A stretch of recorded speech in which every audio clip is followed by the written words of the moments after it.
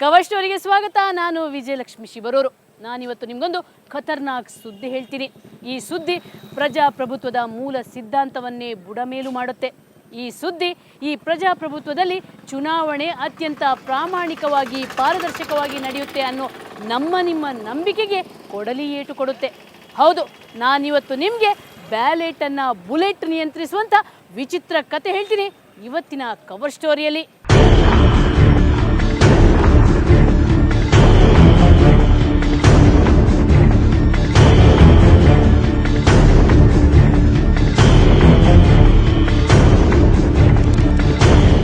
ಈಗ ಎಲ್ಲೆಲ್ಲೂ ಚುನಾವಣೆ ಅಬ್ಬರ. ಕಣದಲ್ಲಿರೋ ಅಭ್ಯರ್ಥಿಗಳಿಗೆ ಗೆಲ್ಲುವ ಕಾತರ, ಪ್ರಮುಖ ಪಕ್ಷಗಳಿಗೆ ದೆಹಲಿಯ ಗದ್ದುಗೆ ಏರೋ ಆತುರ.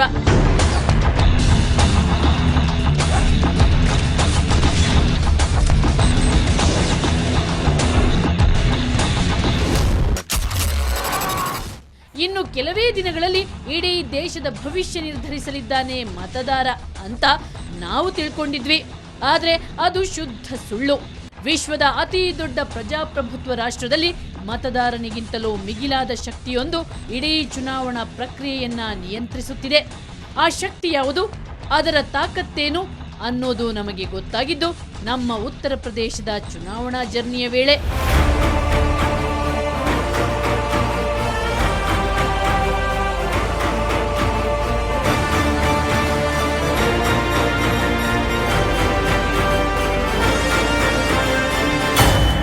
ಎಸ್, ಉತ್ತರ ಪ್ರದೇಶ ನಮ್ಮ ದೇಶದಲ್ಲಿ ಅತಿ ಹೆಚ್ಚು ಲೋಕಸಭಾ ಕ್ಷೇತ್ರಗಳನ್ನೊಳಗೊಂಡ ರಾಜ್ಯ.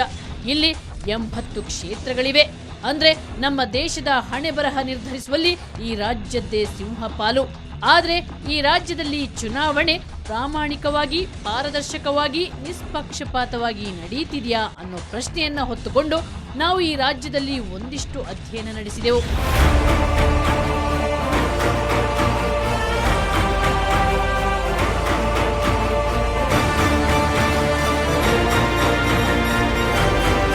ಆಗ ಅಲ್ಲಿ ಸಿಕ್ಕ ಉತ್ತರ ಇಲ್ಲಿದೆ ಕೇಳಿ.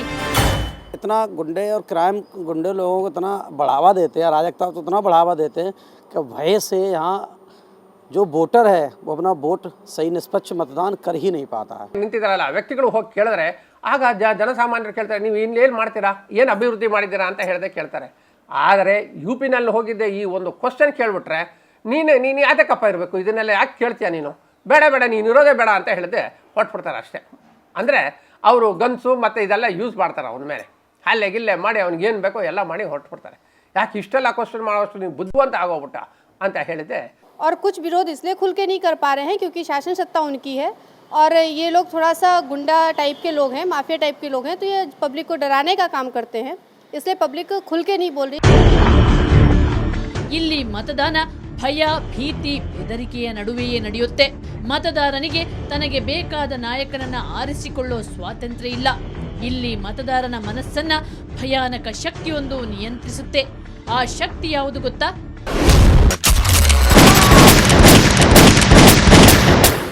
ಹೌದು, ಬಂದೂಕೆ ಇಲ್ಲಿ ಅಭ್ಯರ್ಥಿಗಳ ಹಣೆಬರಹ ನಿರ್ಧರಿಸುತ್ತೆ. ಉತ್ತರ ಪ್ರದೇಶದ ಪಶ್ಚಿಮ ಭಾಗದ ಗ್ರಾಮೀಣ ಪ್ರದೇಶಗಳಲ್ಲಂತೂ ಬುಲೆಟ್ಟೇ ಬ್ಯಾಲೆಟ್. ಇಲ್ಲಿ ಯಾರು ಗೆಲ್ಲಬೇಕು ಯಾರು ಸೋಲ್ಬೇಕು ಅನ್ನೋದನ್ನ ನಿರ್ಧರಿಸೋದು ಬಂದೂಕಿನ ಈ ನಳಿಕೆಯೇ.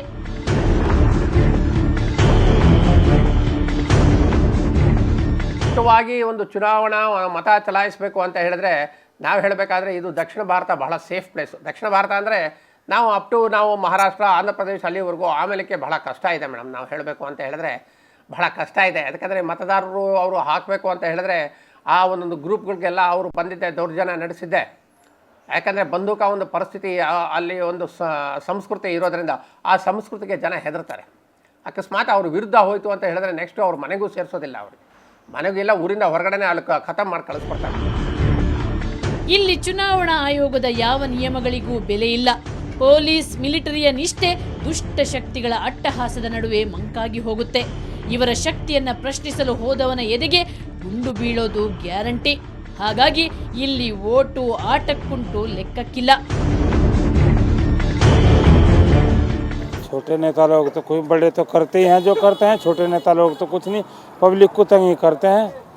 छोटे जो छुटवैया नेता हैं वे पब्लिक को तय करते हैं बस भाई ये चाहते हैं कि लोग परेशान नहीं हो लेकिन नेता छोड़ते तो नहीं छोटे आदमी तो परेशान करने फिर रहे हैं ಊರಿಗೆ ದಿಗ್ಬಂಧನ ಹಾಕ್ತಾರೆ ಮತದಾನವನ್ನು ನಿಯಂತ್ರಿಸಲು ನೇಮಿಸಿರೋ ದುಷ್ಟರು ಊರಿಗೆ ಊರೇ ದಿಗ್ಬಂಧನ ಹಾಕ್ತಾರೆ ಮತದಾರನನ್ನ ಮತಗಟ್ಟೆಗೆ ಹೋಗದಂತೆ ತಡೀತಾರೆ ಆ ಬಳಿಕ ದುಷ್ಟರು ಮತಗಟ್ಟೆಗಳಿಗೆ ದಾಳಿ ಮಾಡಿ ತಾವೇ ಮತ ಹಾಕ್ತಾರೆ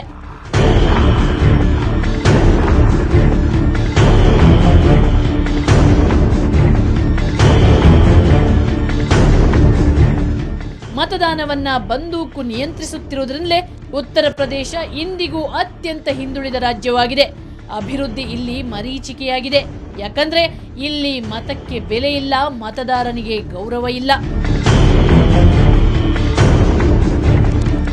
जनता विकास देखती नहीं है अपना केवल सीधा करना है कहाँ देना है नेता है मतलब यहाँ के ताकि इसलिए मतलब तो विकास नहीं चाहिए बस नेता चाहिए नेता विकास करता ही नहीं है नेता कोई भी विकास नहीं करता है कोई भी नेता विकास नहीं करता है हमें चाहे कोई जीते हमें बाफ नहीं बना हुआ है साहब हमें तो बाफ नहीं बना हुआ है चाहे कोई जीत जाओ हमें हमें कहीं मिली भी नहीं हमें बाफ नहीं बनाए हैं बर्तन बनाना है चाहे कोई जीत जाओ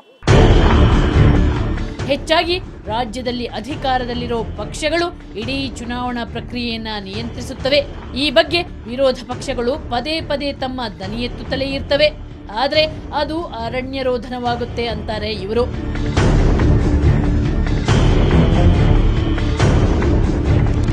यहाँ समाजवादी पार्टी सिर्फ गुंडई और अराजकता से यहाँ चुनाव जीतते हैं अगर सही निर्वाचन आयोग सही चुनाव यहाँ करा देता है इलेक्शन तो मुलायम सिंह यादव जी अपनी जमानत बचाने में यहाँ कामयाब नहीं होंगे ಭಾರೀ ಷಡ್ಯಂತ್ರ ರೆಡಿ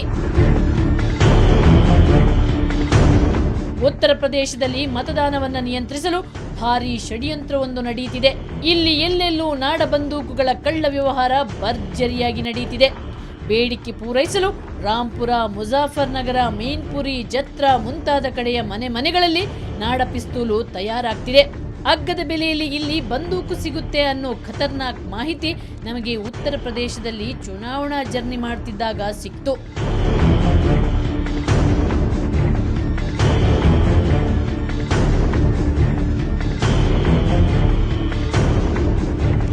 ಹಾಗಾದ್ರೆ ಈ ಮಾಫಿಯಾ ಹೇಗೆ ಕೆಲಸ ಮಾಡುತ್ತೆ ಇಲ್ಲಿ ಬಂದೂಕು ಎಲ್ಲಿ ತಯಾರಾಗುತ್ತೆ ಹೇಗೆ ಡೀಲಿಂಗ್ ನಡೆಯುತ್ತೆ ಅನ್ನೋದನ್ನ ತಿಳಿದುಕೊಳ್ಳೋ ಕುತೂಹಲ ನಮ್ಮಲ್ಲೂ ಮೂಡಿತು ಯಾಕೆ ಇಲ್ಲೂ ಒಂದು ಸ್ಟಿಂಗ್ ಆಪರೇಷನ್ ಮಾಡಬಾರ್ದು ಅಂತ ಅನ್ನಿಸಿತು ಹೊಸ ರಾಜ್ಯ ಹೊಸ ಜನ ಅಲ್ಲದೆ ಅದೊಂದು ದುಷ್ಟ ಕೂಟ ಅದೃಷ್ಟ ಕೆಟ್ರೆ ಸಾವೇ ಗತಿ ಆದ್ರೂ ಗಟ್ಟಿ ಮನಸ್ಸು ಮಾಡಿ ನಾವೊಂದು ತಂಡ ರಚಿಸಿದ್ವಿ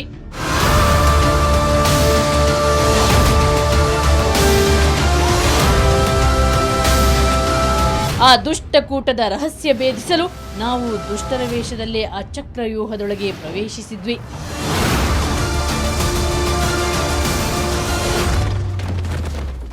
ಸಬ್ಜೆಕ್ಟ್ ಏನು ಇಂಟ್ರೆಸ್ಟಿಂಗ್ ಆಗಿದೆ ಆದ್ರೆ ಈ ಬಗ್ಗೆ ರಹಸ್ಯ ಕಾರ್ಯಾಚರಣೆ ಮಾಡೋದು ತುಂಬಾನೇ ರಿಸ್ಕ್ನ ಕೆಲಸ ಯಾಕಂದ್ರೆ ಇದು ಮೊದಲೇ ಉತ್ತರ ಪ್ರದೇಶ ಮತ್ತೆ ನಾವು ರಹಸ್ಯ ಕಾರ್ಯಾಚರಣೆ ಮಾಡ ಹೊರಟಿರೋದು ಬಂದೂಕ್ ಸ್ಮಗ್ಲಿಂಗ್ ಬಗ್ಗೆ कितने का है एक पीस?